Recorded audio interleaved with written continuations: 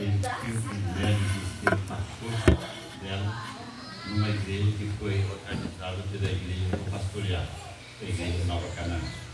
No programa que eu tenho irmãos, tem horário de início do culto, mas não tem horário de término. E aí os irmãos correm dois períodos. Primeiro, ouvir um pastor velho pregar.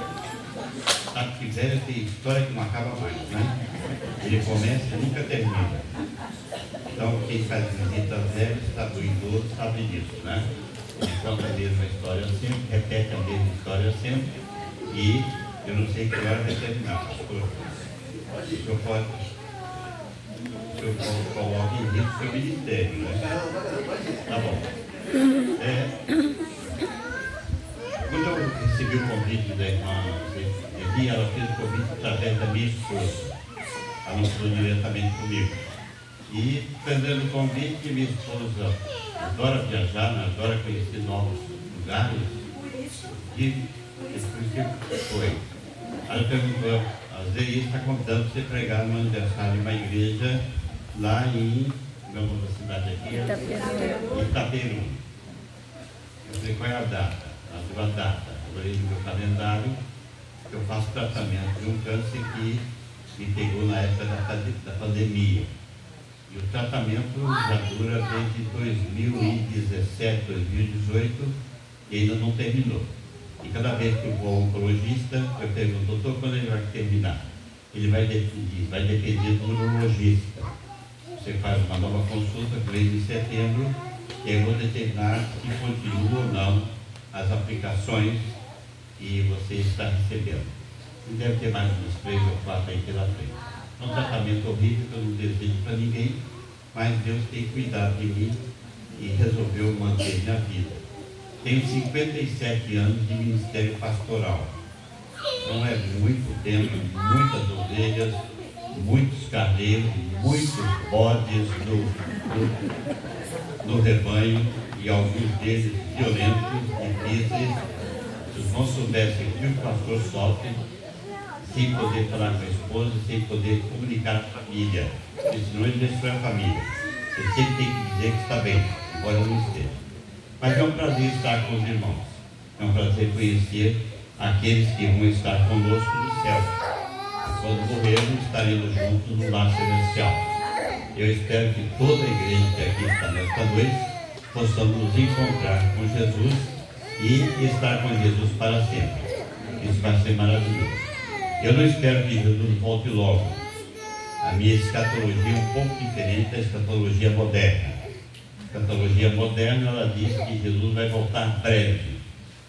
E exatamente porque o mundo está numa confusão tão grande que hoje ninguém tem paz, ninguém tem segurança e ninguém sabe se vai acordar amanhã e o que vai acontecer depois de amanhã. Ainda bem que Jesus disse que basta o amanhã cuida de si mesmo, né? Então, a gente vive o hoje, vive bem o hoje e se prepara para o amanhã, que é sempre incerto. Ao pensar o que falará a igreja, os seus 94 anos de existência, Deus tocou no meu coração um texto do autor da carta aos Hebreus, capítulo 10, a partir do verso 19 até o verso de número 25. Eu convido os irmãos a se colocarem de pé para ouvir a palavra de Deus, eles já que vão ficar sentados depois mais até meia-noite, né? Amanhã é sábado, né? Sábado é dia de descanso judeus. Então a gente faz o sábado judaico e todo mundo descansa. Pode acordar mais tarde, sem problema nenhum. O autor da carta aos Hebreus, ao escrever a sua carta, no capítulo 10, ele vai falar da segurança e ele faz um apelo para não deixarmos a nossa congregação. Estamos vivendo uma época em que as pessoas estão abandonando a igreja. A igreja está passando por crises, e crises profundas. Há igrejas que tinham 200, 300, 400 membros, hoje tem 18, 20, 22. E olhem lá, as pessoas estão abandonando o público, abandonando a igreja. Isso é difícil. Isso traz no coração um sentimento de tristeza.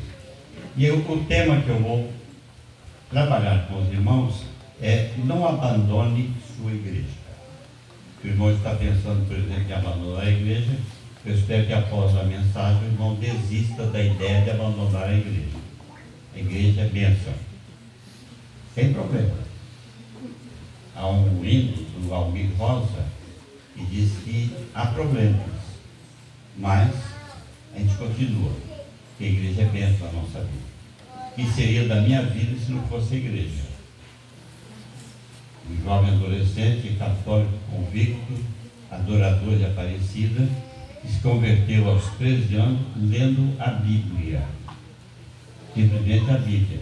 Sendo evangelizado por um espírita que tentava me convencer que eu ia reencarnar e depois de reencarnar ia viver em outros mundos. E ele me citou um versículo bíblico que deve ter na sua Bíblia, não sei. De 1000 passará, 2000 não chegará. Quem aqui já ouviu esse versículo bíblico? Já ouviu? Tem na Bíblia? Não. Muito bem. Diante desse versículo bíblico, 1000 passará, 2000 não chegará, eu fiz as contas. Em 2000 estarei com 63 anos. Muito novo para morrer. Eu estou com 84 anos. 89. Porque eu conto o tempo da minha vida, o tempo da gestação da minha mãe. Quando eu nasci, eu já estava com 9 meses. E o pessoal despreza isso. Os japoneses não desprezam. Eles contam a idade a partir da gestação. Então você tem 9 meses de vida a mais. Aí ele diz, tem que estar escrito na Bíblia, de 1000 passará, 2000 não chegará. Não tem Bíblia nenhuma.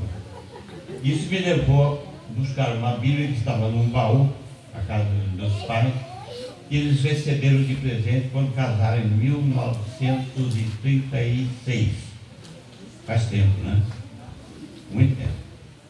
E eles ganharam uma Bíblia de um compositor que vendia Bíblias na Alta Sorocabana e Alta Paulista, que era oriundo aqui de Bauru, dos Letos. Ele percorria as fazendas vendendo e doando Bíblia. E deram a Bíblia para os meus pais. Meus pais leram a Bíblia durante 7 tempos, depois abandonaram. Não havia alguém para explicar. E eu fui procurar a Bíblia velha dos meus pais. Estava lá numa mala escondida e comecei a ler no livro de Gênesis. E a gente lia com a lamparina ou fifó, como diz em Minas Gerais. Aqui não sei como é que chama. Aquela lamparina que deixa a parede. Lamparina mesmo. Em Minas Gerais é fifó. Né? Aí eu fui ler a Bíblia. Eu peguei em Gênesis, fui lendo. E um dia de madrugada eu cheguei na carta de Paulo a Timóteo. 1 Timóteo capítulo 2, verso 5. Porque há um só Deus e um só mediador entre Deus e os homens, Jesus Cristo, homem. Aí eu reli. Isso era de madrugada, depois de um dia na roça. Nós fomos calejados. Voltei a ler. Pensei, tem alguma coisa errada aqui. E se há um só Deus e um só mediador entre Deus e o homem, e esse mediador é Jesus Cristo, a senhora Aparecida que eu adoro está fora de jogo. A partir de hoje ela é destruída, porque há um só Deus e um só mediador entre Deus e os homens, e esse mediador é Jesus Cristo.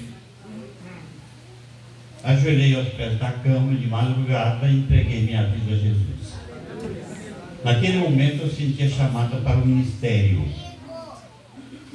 Aí no dia seguinte eu cheguei na roça com meu pai e disse, pai, essa noite eu aceitei Jesus. E a minha vida vai mudar. E eu vou ser pastor. Ele disse, vamos trabalhar? Tem que obedecer o meu pai, né? Adolescente tem que obedecer o pai. Eu fui trabalhar com 13 anos. Não podia me batizar, meu pai e minha família católica não deixavam.